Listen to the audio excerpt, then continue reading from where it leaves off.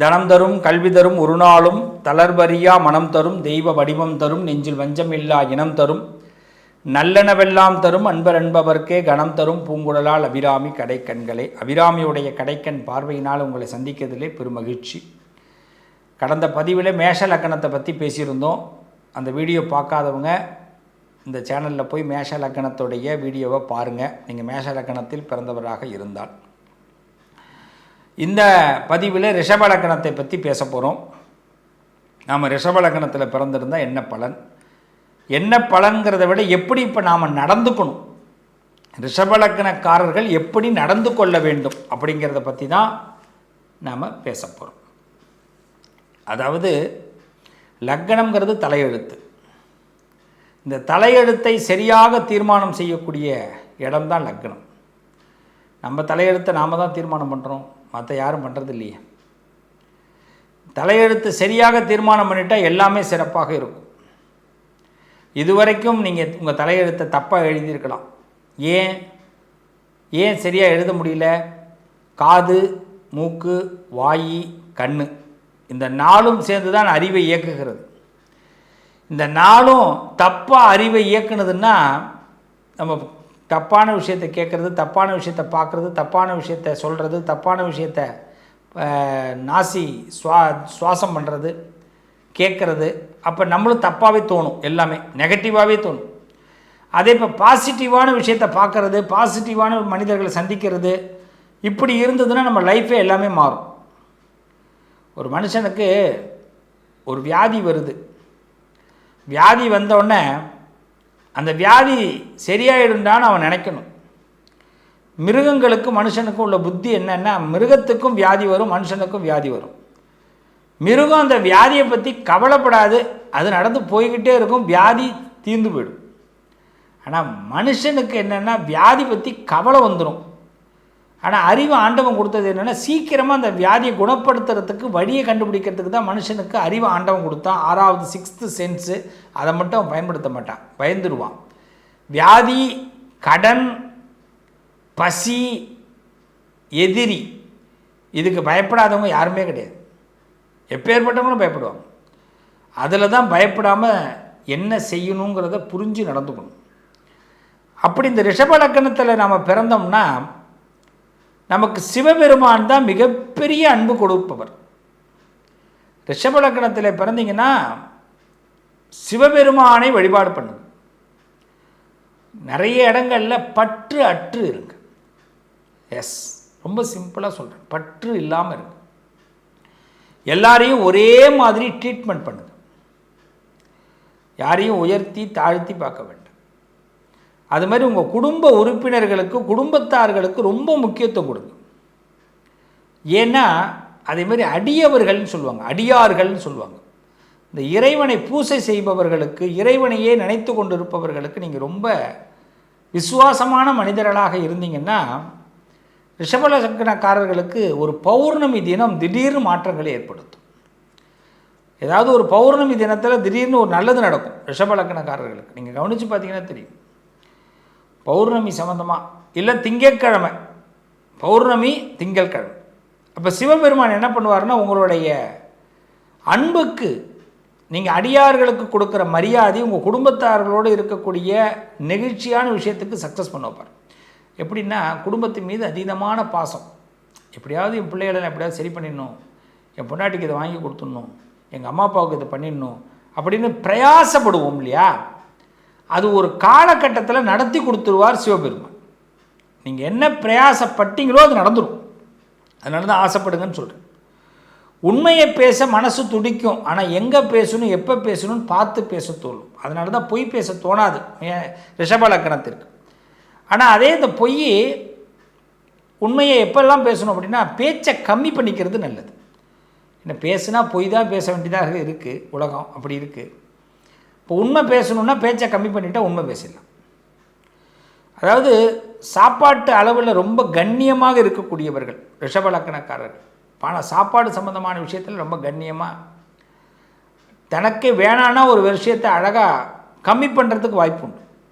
நீங்கள் சாப்பாட்டை எந்த அளவுக்கு குறைக்கிறீங்களோ அந்த அளவுக்கு உங்களுக்கு பெரிய ஆயுள் நல்லா இருக்கும். அதேமாரி ஆரோக்கியம் நல்லா இருக்கும். சாப்பாட்டில் ரொம்ப கவனமாக இருங்க. உடம்பு திடீர்னு தொந்தி போட வாய்ப்பு உண்டு. பெண்களுக்கு பார்த்திங்கன்னா தொப்பை அதிகமாக விழுந்துடும். திடீர்னு இடுப்பு சதை, தொடை சதை, இந்த வயிறு சம்மந்தப்பட்ட பிரச்சனை, வயிறிலேருந்து பார்த்திங்கன்னா தொடையில் ரொம்ப ப்ராப்ளம், சதை வந்து விழுந்துடும் திடீர்னு. அதனால் உடம்பை பார்த்துக்குங்க இந்த ரிஷபராசிக்காரர்கள். அதேமாதிரி பார்த்திங்கன்னா நம்ம சில இடங்களில் வேலை செய்கிறதுக்கு பிடிக்கும். சில பேரை வேலை செய்ய வைக்கணுன்னா நாம் வேலை செஞ்சு இன்னொருத்தவங்களை வேலை செய்ய வைக்க தோணும். நம்ம சொன்னால் சில பேர் கேட்க மாட்டான். இந்த ரிஷப லக்னத்தில் பிறந்தவங்களுக்கு ஒரு பெரிய மைனஸ் என்னென்னா, நம்ம சொன்னால் இன்னொருத்தன் கேட்க மாட்டான். அதே வேலையை நம்ம செஞ்சுட்டு அவனை தூக்கி நிப்பாட்டினோம்னா அவன் கேட்பான். அப்போ உங்கள் குடும்ப பேச்சை, உங்கள் குடும்பத்தில் உள்ளவர்கள் உங்கள் பேச்சை கேட்கலன்னா நீங்கள் ஃபீல் பண்ண வேண்டாம். நீங்கள் அந்த வேலையை பாருங்கள். அவங்களே அப்புறம் வந்து உங்கள்கிட்ட நான் இதை செய்யவா அப்படின்னு கேட்பாங்க. அதன்படி உள்ளே போங்க. இப்போ ரிஷப லக்னத்திற்கு அந்த விஷயம் கை கொடுக்கும். அதுமாதிரி நல்ல கணக்கு போடக்கூடிய தன்மை ஏற்படும். படிக்கணும்னு இல்லை, கணக்கு போடுறது, யாரை எப்படி கணக்கு, மனசு கணக்கு, பணக்கணக்கு, பதவி கணக்கு, இது மாதிரி கணக்கு போடக்கூடிய வல்லுநர்கள் இந்த ரிஷபராசிக்காரர்கள். நீங்கள் போடுற கணக்கும் தப்பு கிடையாது, சரி. யாரோ கடவுளே பக்கத்தில் வந்து சொல்கிற மாதிரி இருக்கும், போடு இந்த இதான் இப்படி தான் இருக்கும், இவன் இப்படி தான் பேச போகிறான், இவன் இப்படி தான் நடத்துவான், இவன் இதுக்கு தான் உன்னை ஏமாத்துறான், இவன் தான் இப்படி தான் உனக்கு இதே ஒன்று சொல்லி கொடுத்துருவார். இந்த பிரபஞ்சம் உங்களுக்கு ஒரு கணக்கு பண்ணிக்கிட்டே இருக்கும். அது மாதிரி நல்ல கணக்கு போடுங்க.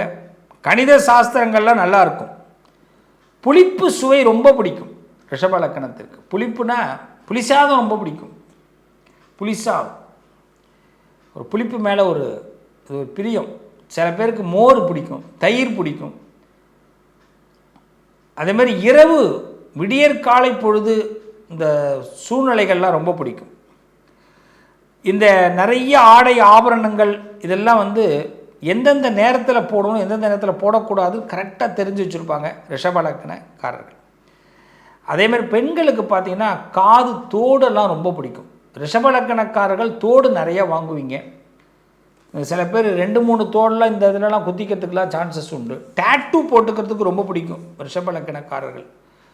அதுவும் பார்த்திங்கன்னா யாரோட அன்பை வெளிப்படுத்துவதற்கு இன்னொருத்தவங்க நம்மளை பார்க்கணுங்கிறதுக்காகவே சில விஷயங்கள் உங்களுக்கு பிடிக்குதோ பிடிக்கலையோ அதை செய்ய ஆரம்பிச்சுடுவீங்க.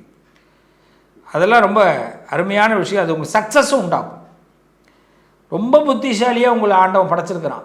புத்திசாலி தன்மை வெளிப்படணும்னா என்ன பண்ணணும்? பொறுமை வேணும். புத்திசாலி தன்மை வெளிப்படணும்னா பொறுமை. நாம் யோசிக்கிறத மற்றவன் யோசிக்காமல் பார்த்துக்கணும். அதே மாதிரி பார்த்திங்கன்னா சில நேரங்களில் விளையாட்டுத்தனமாக பேசுகிறது ரொம்ப பிடிக்கும், சிறுபிள்ளைத்தனமாக பேசுகிறது பிடிக்கும், ஹியூமர் ரொம்ப பிடிக்கும், இனிப்பு ரொம்ப பிடிக்கும். புளிப்பும் இனிப்பும் அதே மாதிரி ஹியூமர் ரொம்ப பிடிக்கும். ஒரு சின்ன நகைச்சுவை இல்லாமல் ரிஷப லக்னத்தை பேச தெரியாது. விளையாட்டுத்தனம்னு சொல்லுவாங்க. அதுமாரி ஒரே ஓப்பனாக சொல்லப்போனால் ரொம்ப பேராசையை ஏற்படுத்திங்க. ஆசை வேணாம், பேராசை. இந்த ஜெயிலர் படத்தில் வில்லன் ஒரு வசனம் பேசுவார், ஆசைன்னா அப்படி ஒரு ஆசை அப்படின்னு. அது மாதிரி ஒரு ஆசைப்படுங்க, கண்டிப்பாக கிடைக்கும். அதேமாதிரி பார்த்திங்கன்னா சில பேர் உங்கள்கிட்டேருந்து சில விஷயத்தை பிடுங்கிறதுக்கு பார்ப்பாங்க. முக்கியமாக பூமி வச்சுருக்கிறவங்க, நகை வச்சுருக்கிறவங்க, சொத்து வச்சுருக்கிறவங்க, பதவி வச்சுருக்கிறவங்க பார்த்து இருங்க. ஏன்னா ரிஷப லக்னக்காரர்களை ஏதாவது பேசி உங்கள்கிட்டேருந்து ஒரு விஷயத்தை எடுக்கிறதுக்கு பார்ப்பாங்க. உறவுகள்கிட்டையும் ரொம்ப பகையாளிகள்கிட்டையும் கவனமாக இருங்க. பகையை அதிகப்படுத்திக்க வேண்டாம் ரிஷப லக்னக்காரர்கள். இருமல், கபம் அப்படிங்கிறதெல்லாம் ப்ராப்ளம் ஏற்படும். சளி பிரச்சனைகள் ஏற்படும், அதில் கொஞ்சம் கவனமாக இருக்கணும். அதாவது பார்த்திங்கன்னா சில பேருக்கு பார்த்திங்கன்னா இந்த ரிஷப லக்னக்காரர்களுக்கு குழந்தை பாக்கியம் சில பேருக்கு அமையாது. சில பேருக்கு அது ஜாதகத்தில் 8வது இடத்தை பொறுத்து. லக்னத்துக்கு 8வது இடம் உங்களுக்கு மிஸ்டேக் ஆகும். அதனால் குழந்தை பாக்கியம் உங்களுக்கு அமையறதுல கொஞ்சம் மிஸ்டேக் ஆகும். அப்படியே குழந்தை இருக்குது அப்படின்னா அந்த குழந்தையினால் பிரச்சனை ஏற்படும், அதை சரி பண்ணிக்கிங்க.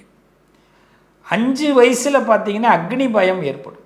5, 14, 23 இப்போ நான் சொல்கிறது அப்படி தான் எடுத்துக்கணும். அக்னி பயம் ஏற்படும்.